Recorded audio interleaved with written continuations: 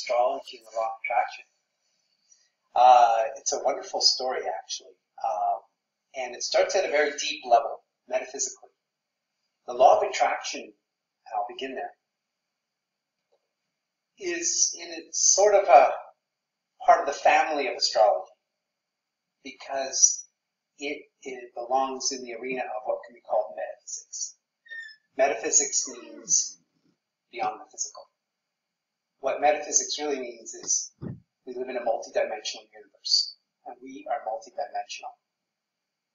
So when you get into this multidimensional universe, you get into this notion of the inner worlds, or the inner planes. It goes very deep. It's not just the notion of the other side, like, where we go when we pass.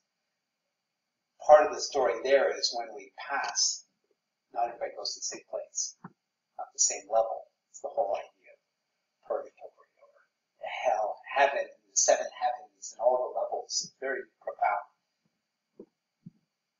Part of that profoundness is linked to that the law of attraction is constant. It's not just an anomalous, random thing, or when you turn on the light, then there's the law of attraction. No, it's constant. And the reason is, it's really interesting, is because we live in duality. And duality is generally in the deep mystical traditions called illusion. So they say, oh, this is all an illusion.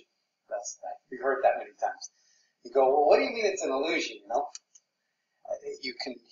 It's very solid, and so for all intents and purposes, it's real, but from a higher level of reality, it's illusory because it's based on time. It's temporary. Everything's temporary.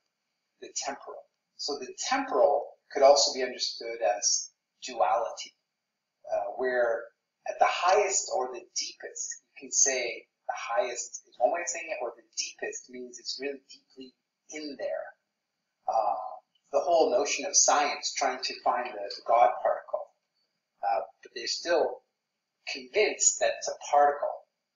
But metaphysics says, no, it's not a particle. All you're doing is going to the bottom of the material, which is impressive, but you're not going into the inner dimensional planes, which are pre-material. The deepest reaches, or the highest reaches, again, you can use both those terms, represents a non-material plane, or what would be called non-duality. Our soul is actually considered non-dualistic. So people will talk about the soul, and it's rather an interesting metaphor. It's like we're in the suit at the bottom of the ocean with the cord, and the soul's on deck. Okay, now it's not a perfect metaphor, but the soul lives in a dimension, or exists in a dimension that's non-dualistic.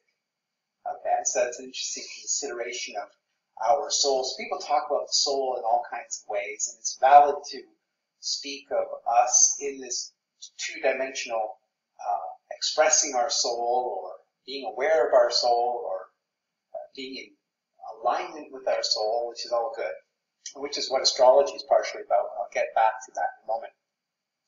So we live in duality. Now in duality is a byproduct of light and sound, sort of like lightning and thunder, you could say, in the deeper mystical tradition. And what it produces is vibration. So it's an interesting metaphor, but if you take just one finger in front of yourself and you say, oh, that's one finger, right? But if you wave it back and forth, it looks like not just two fingers, it looks like many fingers, right? It's an interesting optical illusion. We see this in many ways, but what I'm getting at is the one, the unity, the whole, what would be called the source, non-duality, is always present, but because of motion, vibration, okay, and motion produce the illusion of form. As soon as the sound stops, the form stops. So it's in the primordial tradition, it's understood that there's what's called the music of the spheres is a way of describing it. It's sort of like the sound of God, or the word of God. it's this, at the source of it, or maybe not at the absolute source, but from the source is emitted the sound or the light. Both of those are somewhat interchangeable, by the way. They're kind of like the primordial yin and yang, sound and light. If that source were to stop, it would all disappear. Because if you look at the molecular level or the cosmic level, everything's moving very quickly. And they speak of gravity, which is fair enough. But what's driving the protons? What's driving the neutrons, the electrons? What's driving the planets? What's making it all move endlessly? So we speak of gravity, fair enough. But what's the initial motion? And the answer that I believe, and I certainly didn't make it up, of the ancient tradition, is it's sound.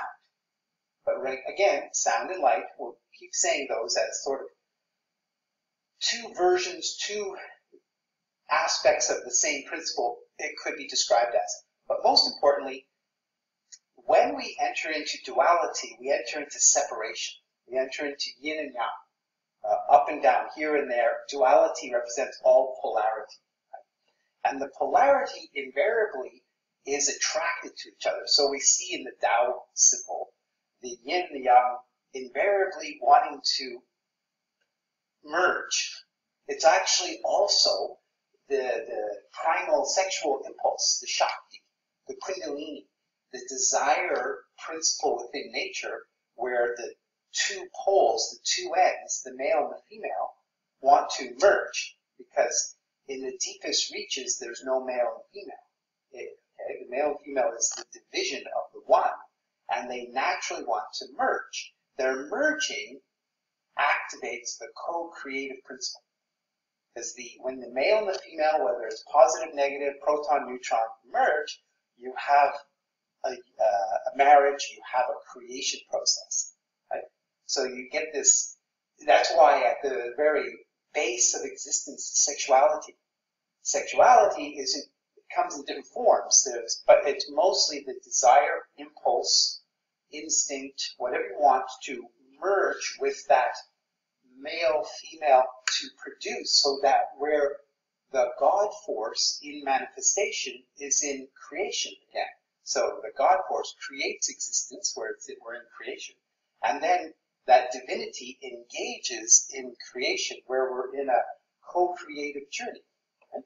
So it's a really beautiful understanding. So the law of attraction is always happening from that very principle of the male and the female are always attracting to one another. Okay? Now, as souls, the idea of the plan of existence is that we are, as souls, engaged in a journey of, call it, well, we can explain reality in a variety of ways. We can just say it's experience. It's God experiencing itself. Okay? On an ego personality level, we can say the purpose of life is for us to learn to become conscious, responsible, those two words, co-creators. Okay, so we're God experiencing itself. It's always good to remember that the whole is always greater than the sum of the parts. So even though we're all the expressions, and we can talk about we as humanity, we as all the species of the planet, we as all of the beings in the universe. Okay, all of the manifest universe would be deemed connected to that one source. If somebody has some illusion that the God we're talking about is going to be different on that other planet, they miss the point. It's not like that. So if we were to one day meet aliens and have a deep conversation, they would understand and agree, probably, if they were evolved. We're talking about the same source. It's quite remarkable. So there's no amount of distance you can go in the universe, even when we talk about the physical universe, we can talk about distance, like the galaxies far, far away. Then we can talk about the multidimensional universe, which means that there's different levels of frequency, so it's even bigger. It's been said that the interdimensional planes are larger than the manifest universe. And the manifest universe is so large, if you ask an astronomer, for example, you'll probably be quickly patronized to how stupid you are and how much you don't know because it's very big. Well, I can understand big enough to know that we're talking about what might as well be described as infinite. Like if you're talking about the manifest universe, you might as well say infinite, because who is about to prove that it's finite? They're not going to get to the end of that, right? And the same is true of the interdimensional planes. It's sort of, the word infinite is probably the most humble, wise, accurate term to describe non-conclusive. Because after all, when you're dealing with a source that just produces from its own source, that's what we mean by God, not some man, not some deity, some what they call ineffable. We can't quite use words. There's no words, there's no amount of description, explanation, anything that can describe that power. But it is, we can describe it this way.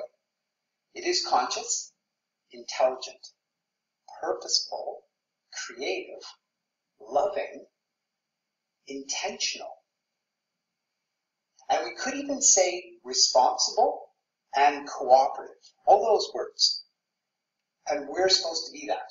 We're supposed to be all those words. Conscious, creative, intelligent, intentional, cooperative, responsible. Okay, those key words are really important. Then we realize, oh, we're made in the image of God, and we're supposed to exercise those principles. We're supposed to engage in a conscious, intentional, co-creative existence. Okay? Very exciting. Now, so the law of attraction from that standpoint means that the very nature of existence produces this state of reality where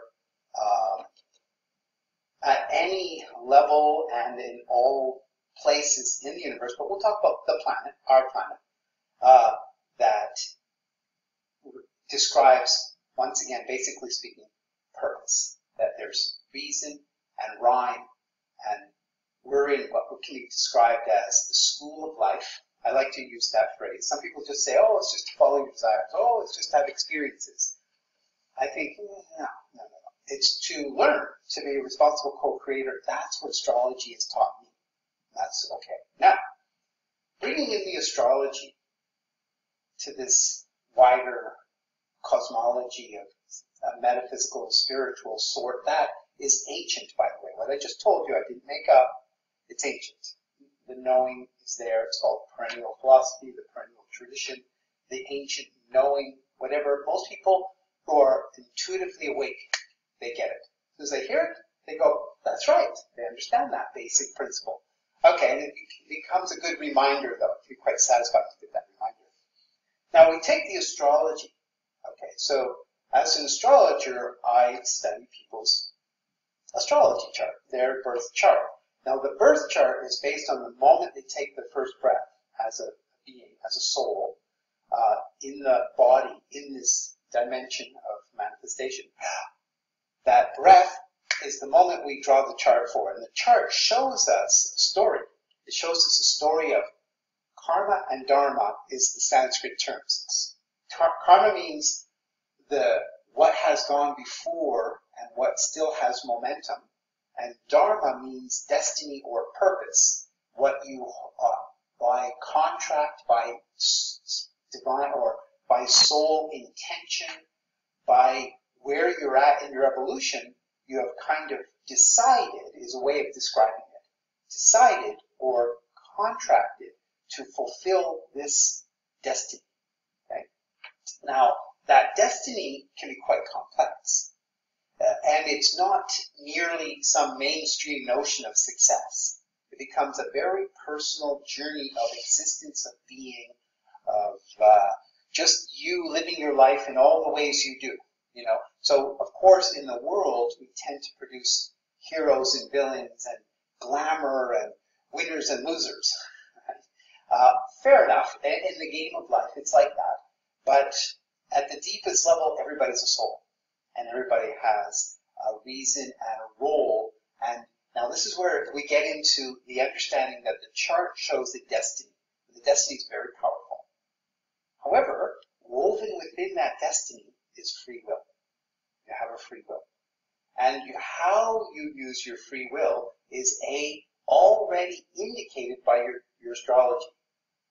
But the free will has, by its very nature, the capacity to produce opportunity.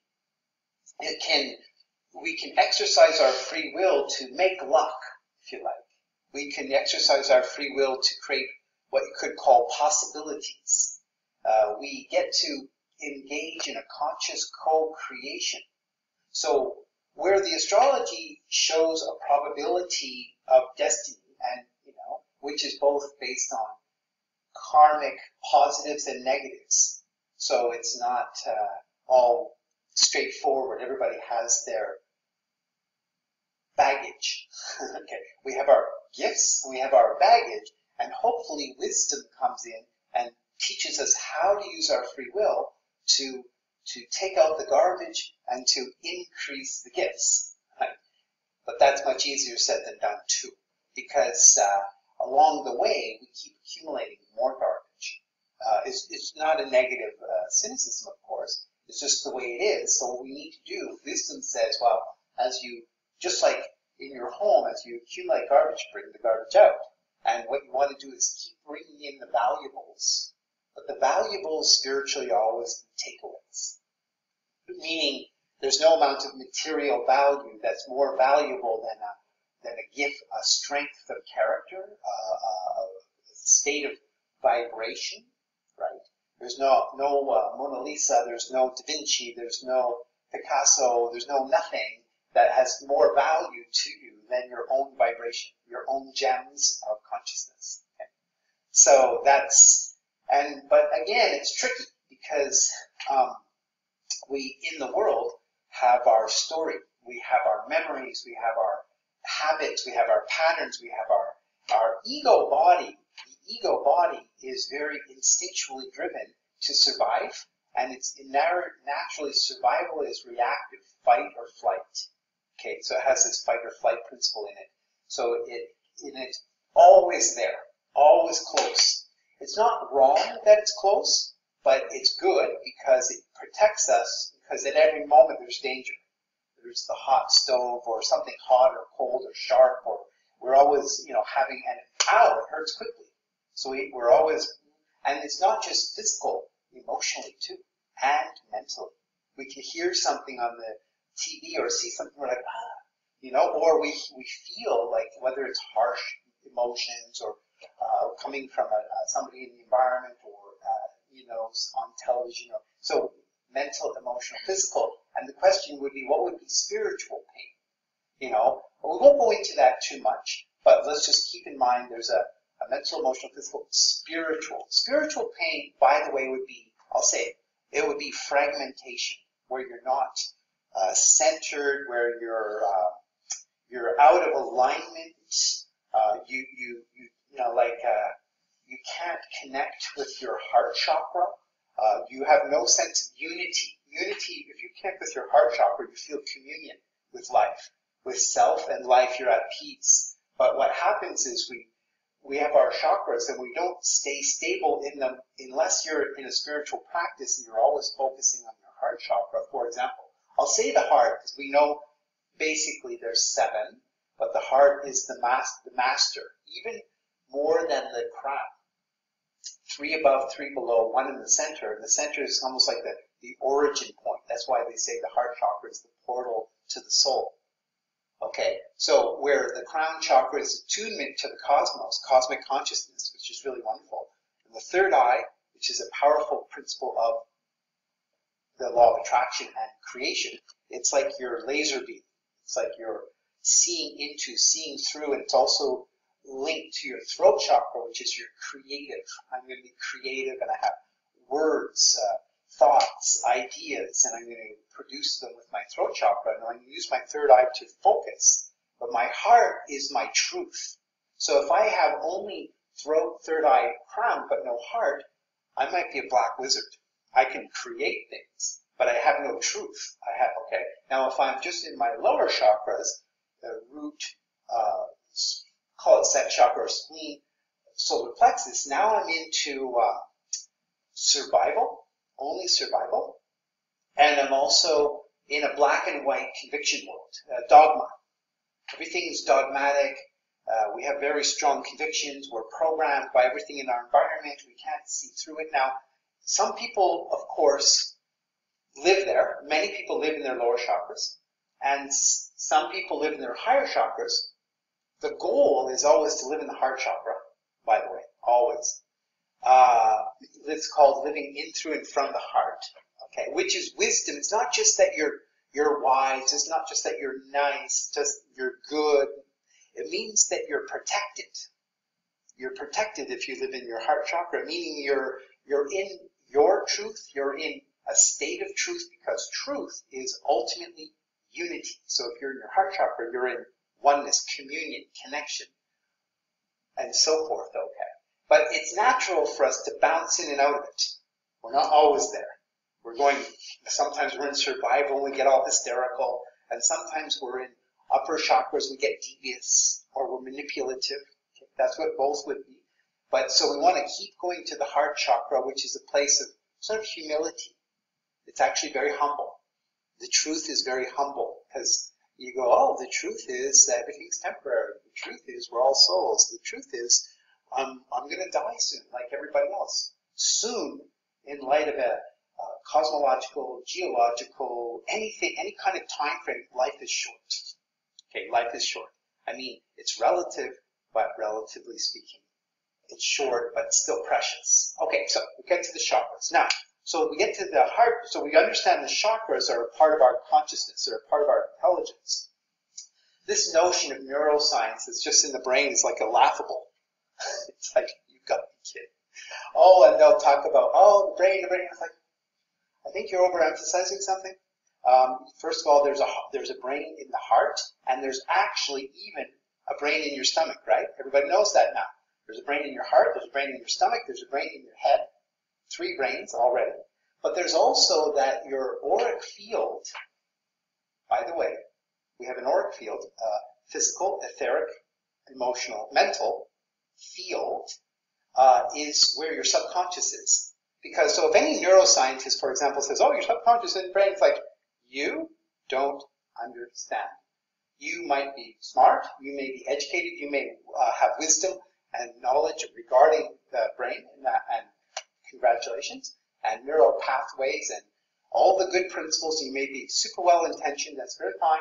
But if you don't understand that there's more intelligence at different levels than the brain, I think you've missed something. You know, so that doesn't underestimate that the brain, the CPU unit, is not important. In your computer, you better have your CPU, right? You better have that principle. But if you have that without the heart, you're a robot, right? You're a robot. There's no sense of unity. There's no sense of communion. There's no sense of wisdom. There's no sense of humility.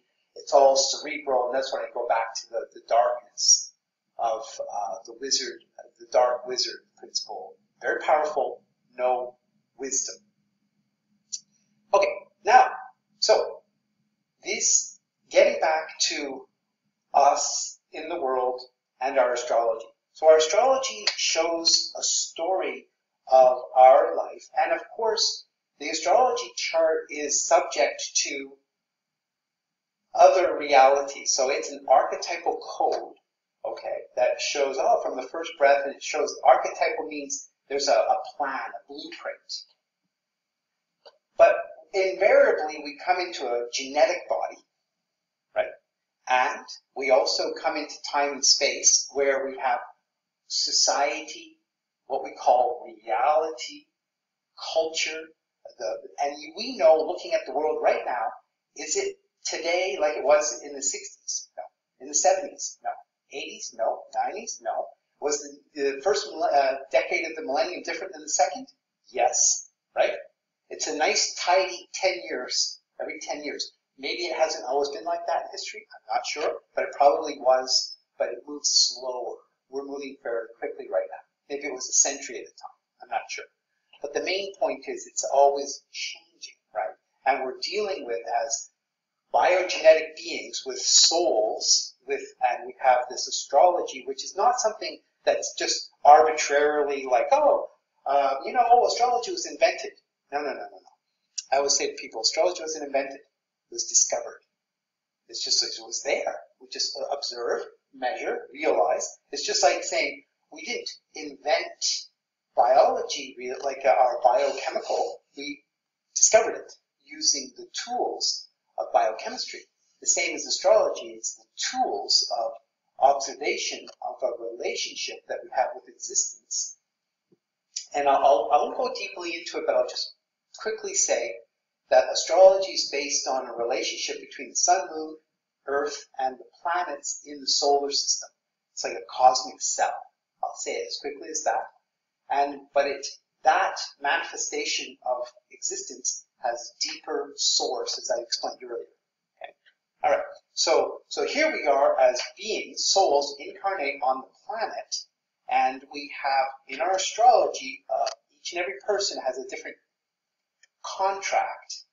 And a quick aside here, each souls coming into the school of life are not all the same level. Because most people go, yeah, old souls.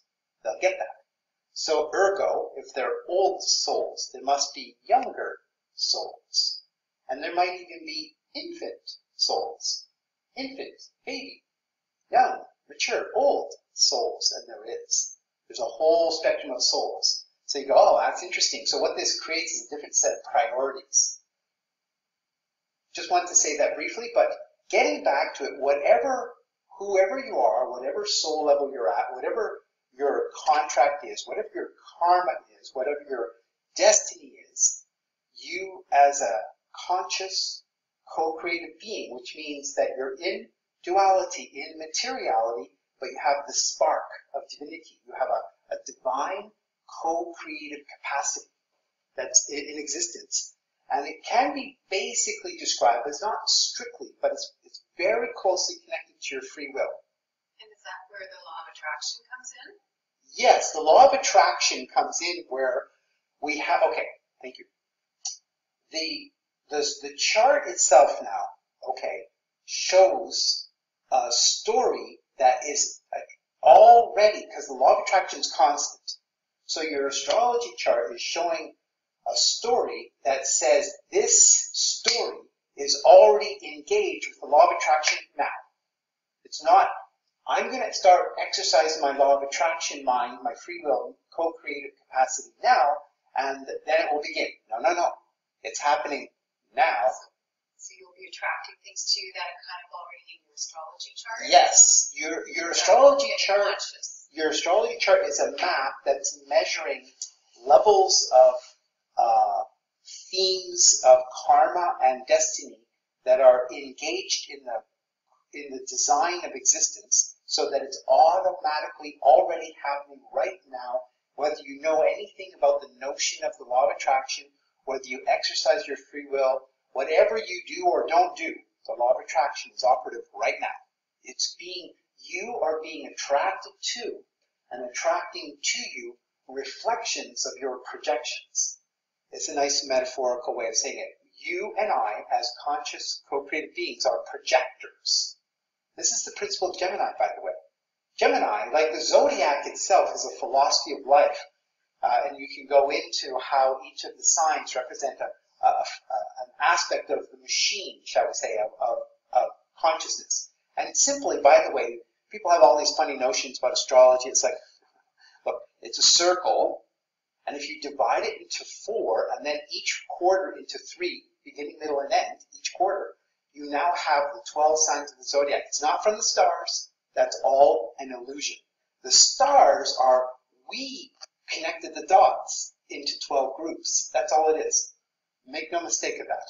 Like, it doesn't mean Aries and the stars came before our understanding. It's not like that.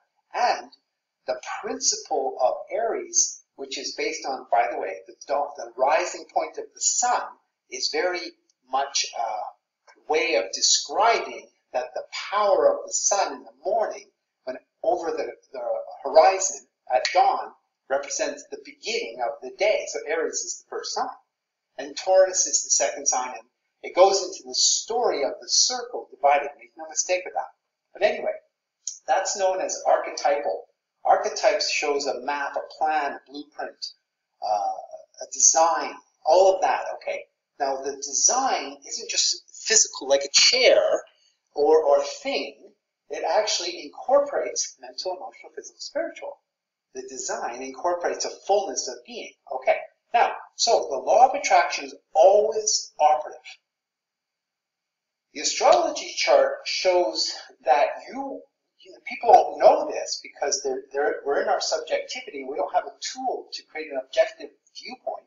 So we don't realize that we're being attracted to and attracting to us, according to our karma and destiny, realities. Now, these realities, admittedly, are linked to our environment, the circumstantial reality we're in. So, for example, we now are in Sherbrooke. If you move away, your law of attraction will still be at work, but there'll be a series of adjustments that start to occur because you're now in a different environment. So every environment produces its own opportunities or lack of opportunities, basically putting it, right? So we all naturally want to go to a place where we're going to have opportunity for all the fundamental basics of life, from food, clothing, shelter to happiness and success, etc., okay? Which is very valid, very important. The process here, everything I'm saying brings a lot of celebration, a lot of divinity, actually, to the journey of life. It becomes meaningful and important. Even in the simplest action, even though that's incremental, it's important. So, but what I'm trying to say here is that we have to keep in mind in the law of attraction, which is constant, what's available in this environment. And that's where we go into, by the way, every place in the world, country, every province, every city, every state, every territory, and even every company has its own astrology chart. As soon as that entity comes into existence. So we have an astrology chart as beings by the first breath, very spiritual. But when by our co-creation and our collective consciousness and agreement, when we go sign or agree or have a ritual, whatever we do that ritualizes, okay, it could come through the breaking of the champagne glass, it could be the signature, it could be we all sing a song together, it doesn't matter. If we decide together that something new has begun today, we can create an astrology chart for that. We've breathed life into it. That's our co-creative ability. What that means is whole countries have astrology charts. Once again, Canada and the United States and every place on the world, and again, every state, province, and territory, and city, and entity. Like when I say entity, what I'm trying to say is like a company, Apple or Le Trois Filles. It has a moment in time, so it has an astrology chart. I work with people sometimes where they have a business and things aren't going well. They wonder, well, what date did you start the business? And I look and I go, oh, that was a terrible day. You know, you should change. We should relaunch your business. They do. Business takes off. That's how powerful it is. We have, and that act. What it does is we, by our conscious intention, create a new chart, and it sets up a new law of attraction. Understand? It's the law of attraction. That sounds to a very linear, mechanical, materialistic mind. This is nonsense because everything for them is physics. You have to push, pull, push, pull. No. We live in multidimensionality. So by intention, by focus, by perception. So it goes like we are energetic beings vibrating, and by our very existence, we're projecting. Okay, by your very existence. So why do good things happen? Why do bad things happen to good people? They're projecting. Now, it could be, this is a really important statement, where they are. If you are in a place, you're this vibration, like if you have an astrology chart, but you're in a place, let's say Sherbrooke, but this place is not a good match for you, you could have nothing but bad luck. Or that could be many different little things like that. Okay, so you think, well, can you offset that bad luck with choices, free will, law of attraction? I'd say yes, you can. You can bring in what's called cures. You can go, oh, my astrology says my relationship with Sherbert really sucks, and that's not very good. What can I do? Can I do something? And I would say, yes, of course you can. You could begin to have a change of attitude. You could begin to realize that certain limitations exist. You can work with the situation the best you can. You can exercise your free will to start to activate the law of attraction. So I'm going to say that you understand basically that the law of attraction is constant, and it's based on these principles, these metaphysical co-creative realities that are already happening even though we don't know it. So most people live happily, and there's intelligent, wise, brilliant people who are unaware of what I just told you everywhere. That's what they call the blind leading the blind and the devious leading the innocent a little bit, at worst. Okay, not to be negative, but I'm just trying to say it doesn't ultimately matter, because it's not going to, whether we're conscious of it or not, isn't going to stop it. So the law of attraction people, the whole metaphysical movement, the law of attraction has come in, and it says, oh, okay, well, awesome. We are wise, we are aware, we can engage in the law of attraction. I'm going to create a big, beautiful house, and I'm going to create like 3 cars, and I'm going to create all kinds of things, and that's ego. Now, you can. I'm not saying you shouldn't, okay? But it's the worst, at worst, it's all just ego. I'm going to have this, and me, and mine, and what I'm going to have next, and aren't I awesome? Look at me, you're an idiot. Don't you know how to learn use law of attraction? Where's all your money? Yeah, it's like you just don't, you're stupid, right? But let me tell you the other thing. If you work with your astrology chart, and you say, what does my Dharma ask of me? What does my thy will be done?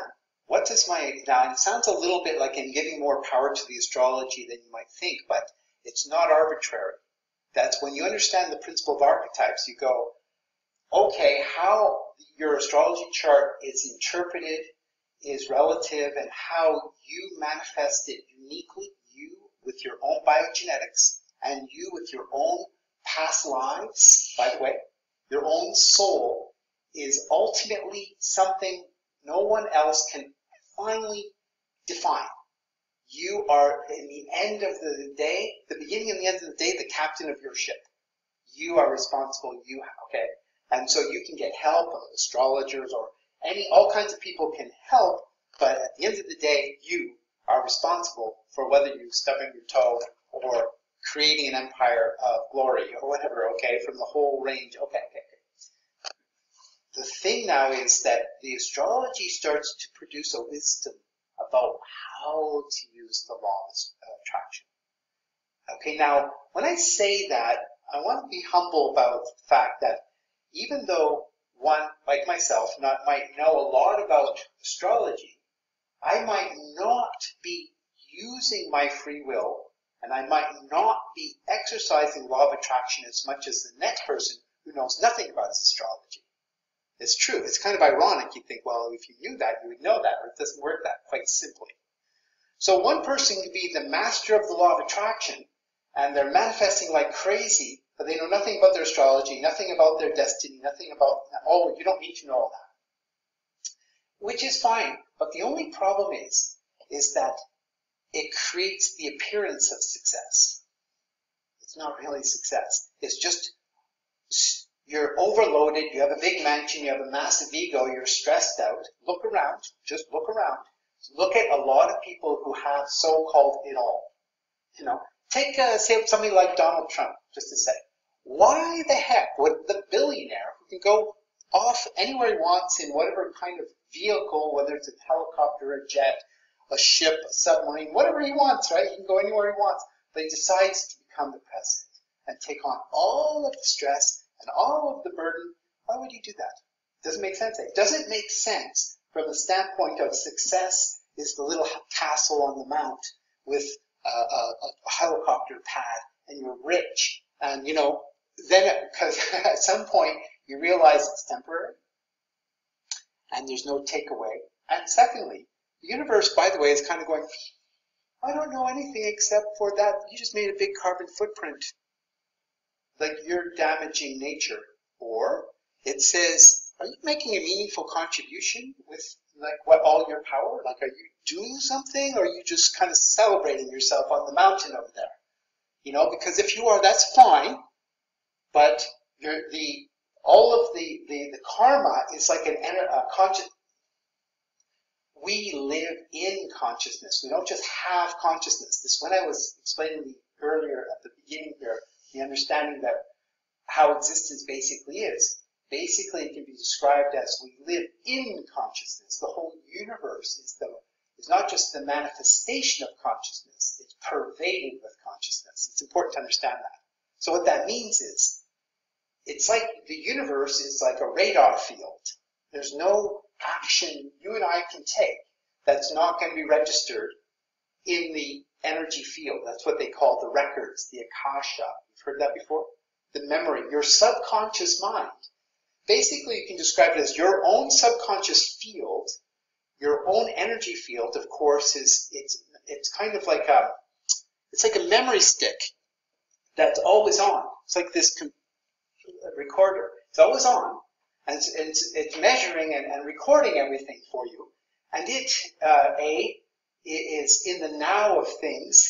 That's connecting. If you're doing something, oh, you do this, and your conscience says, bad idea, you're going, why do I feel really bad about this?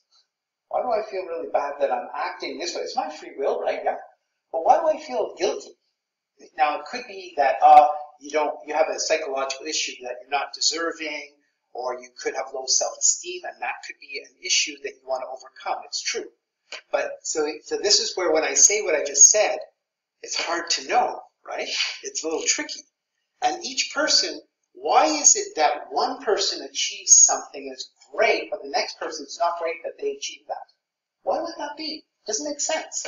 So at worst, the law of attraction kind of creates this notion of success. This is what success is. You either got it or you didn't, black or white. It's like, no.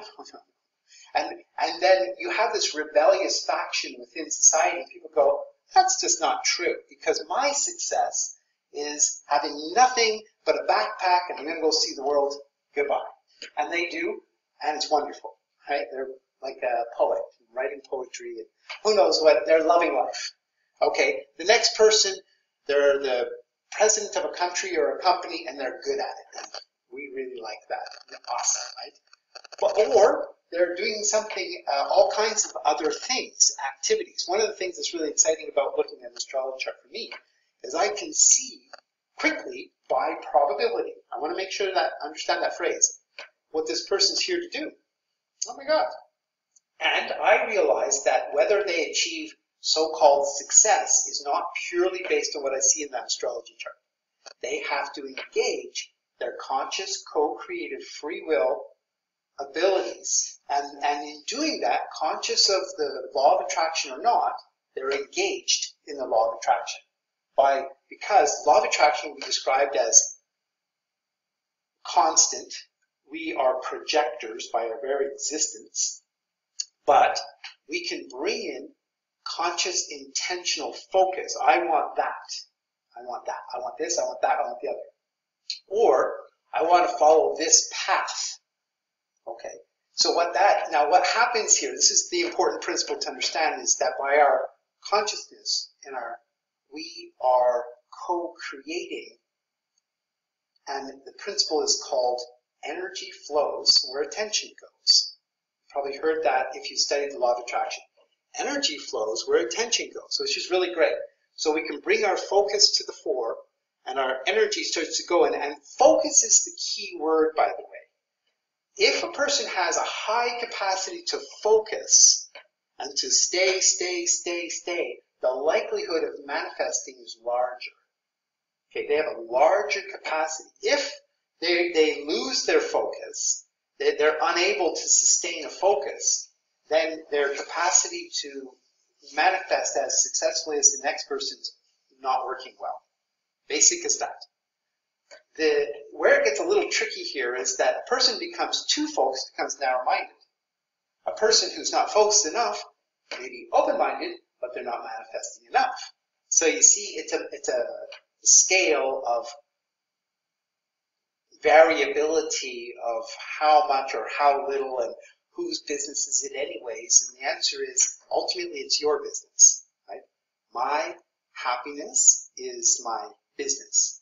And I don't mean strictly dollars and cents over-the-counter business, but I'm talking about it's my affair.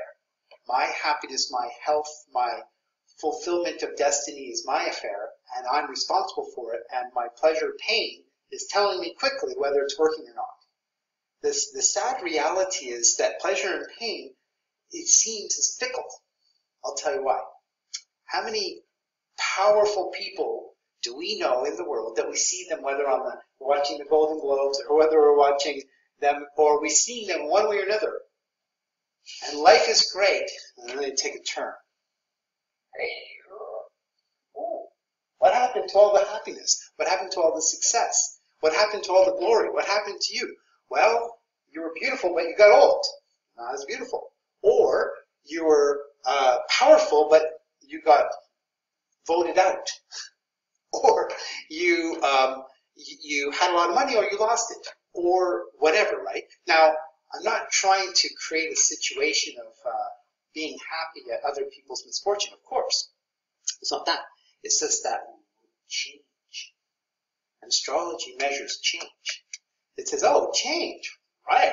So there's, in our journey in a life, there's different stages when we're in our, we'll use the 10-year principle from 0 to 10, 10 to 20, 20 to 30, 30 to 40, right?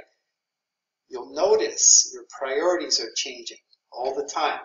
So yesterday's success is stale today.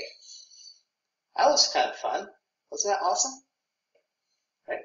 And so, but now, the astrology brings forward in the positive sense a deeper success than temporal success. Now, again, a person can be engaged in the law of attraction. And by the way, just before we go on, the fundamental basic principle of the law of attraction, aside from energy flows where attention goes, and focus, okay, those two principles married with circumstance that supports achieving that. And fourthly, at the higher level, it's in alignment with your true nature. Because some people will do all that. They'll create, they focus, they manifest, they're able, and they get there, and they go, that was for nothing, because it means nothing. You ever notice that? We see it in movies, right? They go, what? There's got to be nothing more disappointing than working for years and years and years, hard and focusing and sacrificing and getting there and realizing it means nothing. You got to go, you're like, you got to be kidding. Or they were showing this right now in Hollywood. A lot of Hollywood stars are realizing Hollywood, for example, is corrupt.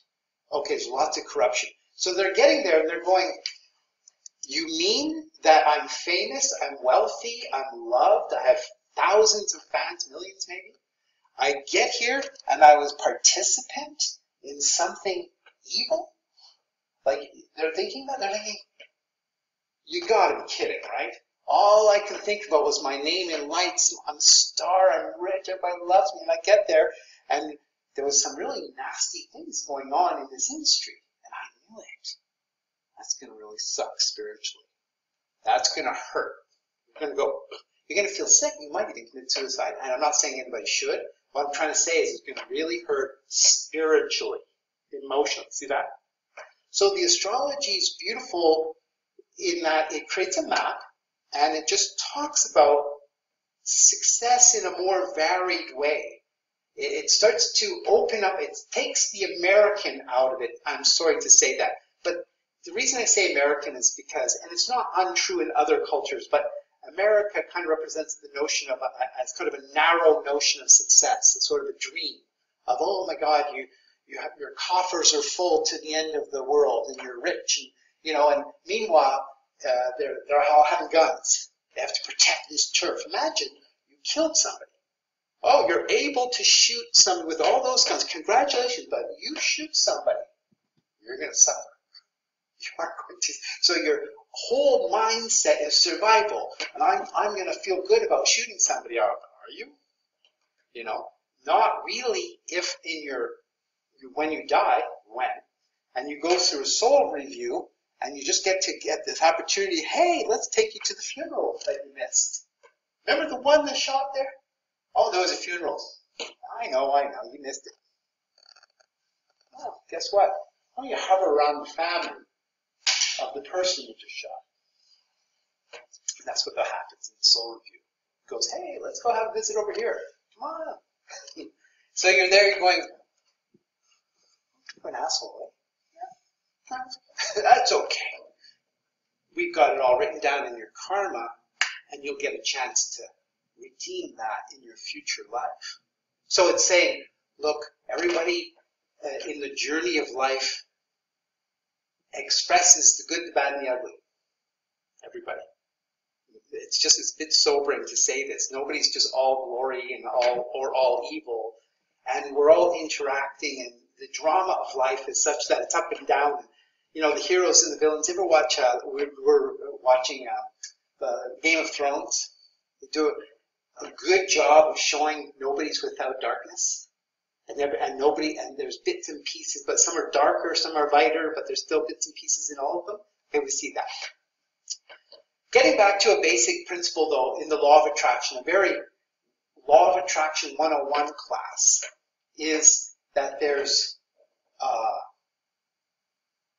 affirmation. Okay. There's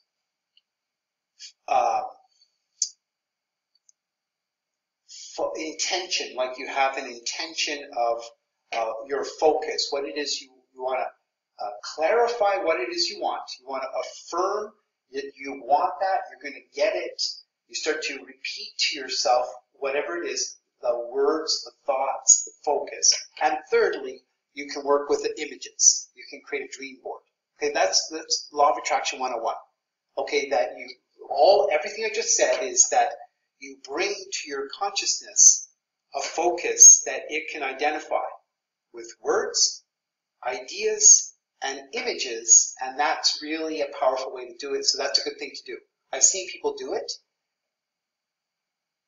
and I found it worked, okay? So they created dream boards, and they went off and had dreams, okay? The only thing and I've watched them manifest, and I have, you have, we all have, and it's good, okay? The only thing, though, at worst is, it's the ego playing with its power, which is good, but it's not in alignment with itself. And I've watched how, to achieve that, certain activities had to occur. Certain kinds of bend the rules, and you make it happen a little bit. Another thing, a little thing here is just because if you have your astrology and it says, we're not here to win the million, but you want to win the million, you might, but you won't keep it. It's no, it's not part of the soul plan. So congratulations, you exercise your law of attraction, etc. Okay, there's a certain amount, people, by the way, in the metaphysical communities go, oh, there's no accidents and there's no mistakes. Personally, I don't believe that. There are accidents and there are mistakes. Life is not an accident, life is not a mistake, but within the realm of free will, it leaves a bit of flex. Just enough.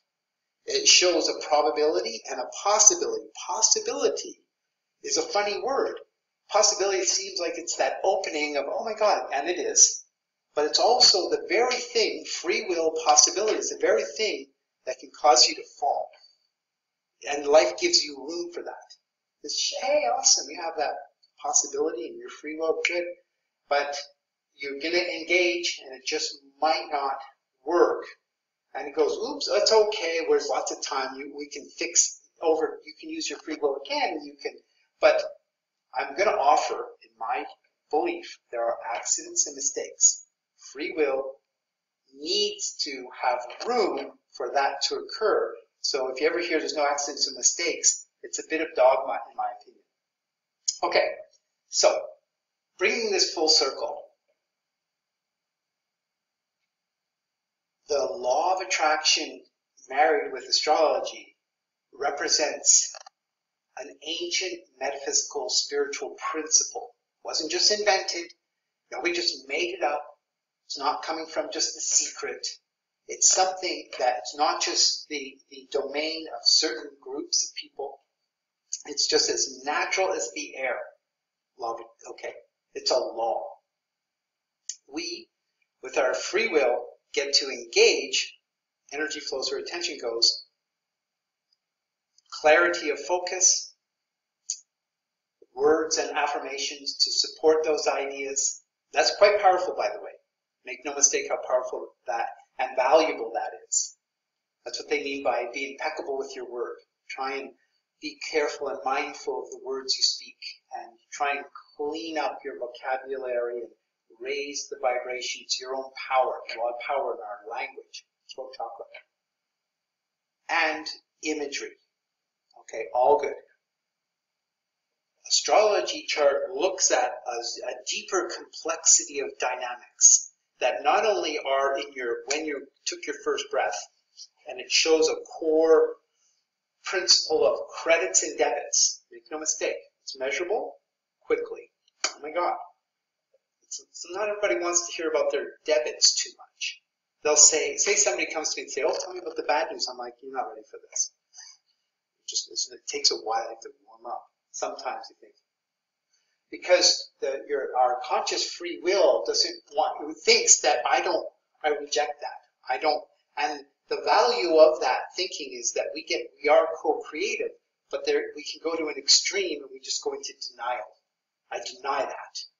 But if you look at it, you go, oh, okay, as a soul with many incarnations, I was born with this credit-debit story, and I want to look at the debits and I want to live a life that's more consciously aware of my credits and debits, and I want to work with my credits to build them. I want to work with my debits to clear them. I do. And I want to focus on various modes, because everything's changing, of activity which fulfill through a process of what would be called just life, a process of incarnation, a process of manifestation, a co-creative process. I want to fulfill this attribute, whether it's playing an instrument, whether it's running a business, whatever it is, a skill or an ability that you go using your awareness and your free will and your co-creative ability, which activates an attraction. I'm being attracted to that very naturally, very mechanically, very much like physics. I want to cross the street, I cross the street, that's physics. But the law of attraction starts having a magic in it, in the sense that we start to want that, and suddenly we find, oh my God, it's in front of me.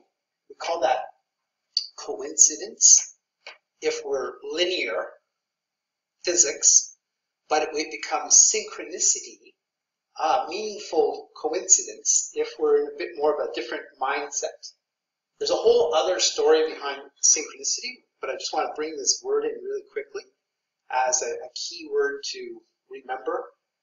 What we're talking about incorporates the principle of synchronicity, actually. But I'll, again, save that for another day. So it finally comes round to remind you this.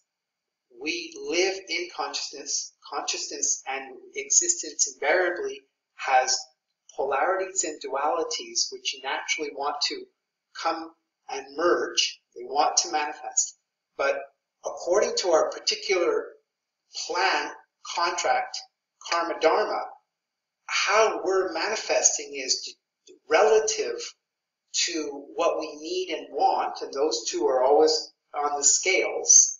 And we're given the free will, and our free will allows us to decide, do I have that because I want it? Do I have that because I need it? Am I focusing too much on my wants and not enough on my needs? Or am I possibly focusing too much on my needs and not enough on my wants? It's both valid. It's okay to satisfy your wants, and it's necessary to satisfy your needs. So both are good. So we're deciding. There's no end to this story, by the way. There's no end. It's a never-ending story. You've heard that before. It's an ongoing. It's just the law of attraction in existence. So it's never going to end. It's never not been here. It will never not be here. Even if we were, the whole of humanity goes to the fifth dimension, they'll still be there. By the way, that's an important understanding, and I won't go into too much why, but I would offer that that's true. Okay, so that's it.